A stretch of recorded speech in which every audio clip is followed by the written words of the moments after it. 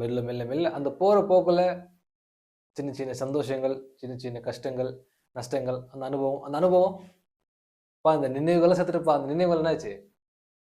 அழிஞ்சிருச்சு. எதுவுமே நிரந்தரம் கிடையாதுங்க. நிரந்தரம் இல்லாத வாழ்க்கை, நிரந்தரம் இல்லாத உலகம். அந்த மாதிரி இருக்கும்போது எதை பற்றி யாரும் யோசிக்காதீங்க, கவலைப்படாதீங்க, உங்க உடலை வருத்திக்காதீங்க, கண்ணீர் வடிக்காதீங்க அப்படின்னு சொல்ல மாட்டேன். கஷ்டம் வந்து அழுவுங்க. கஷ்டம் வந்து எப்படி அழுவ முடியும்? சிரிப்பு வந்தால் சிரிங்க. எப்படி சிரிக்காமல் இருக்க முடியும்?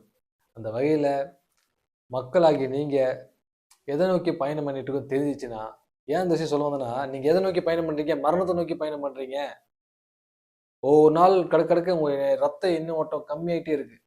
கம்மியாகும். வயசாக எல்லாம் வயசாகும். உங்கள் தோல் சுருங்கும், முடியெல்லாம் கொட்டும், உங்கள் தோற்றம் மாறும், உங்கள் அழகு போகும். ஒவ்வொரு நாள் மாறிட்டே இருக்கும். நிலை இல்லாத வாழ்க்கை. எப்படி? நிலை இல்லாத வாழ்க்கை.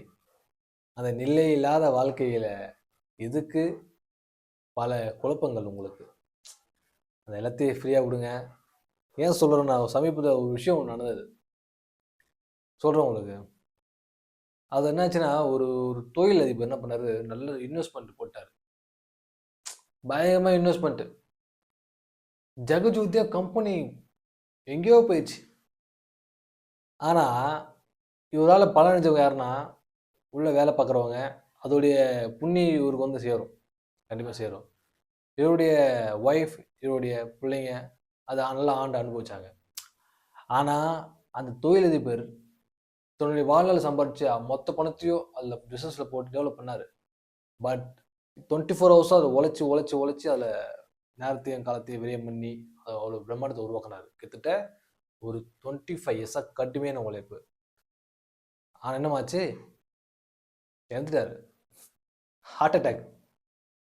அவர் வாழும்போது 25 இயர்ஸும் கடுமையான பல பிஸ்னஸ் பண்ணியிருந்து அவர் நல்லா வெற்றி பெற்று இருந்தாலும், அந்த 25 ஆண்டு வந்து கடுமையாக உழைச்சி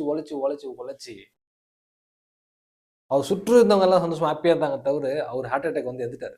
அனுபவிக்கல. அவர் உழைச்சாரு, ஆனால் அதை அவரால் அனுபவிக்க முடியல. அந்த பணத்தையோ அந்த சுகத்தையோ நல்ல உணவுகளை சாப்பிட முடியல. அதனால என்னன்னா, இந்த உழைப்பு, இந்த லட்சியம், நம்மளை வந்து பொத்தி பார்க்குற விஷயங்கள், நம்ம உடலை பொத்தி பார்க்கறது, ஜிம்மு போய் கடுமையாக ஒர்க் அவுட் பண்ணுறது கூட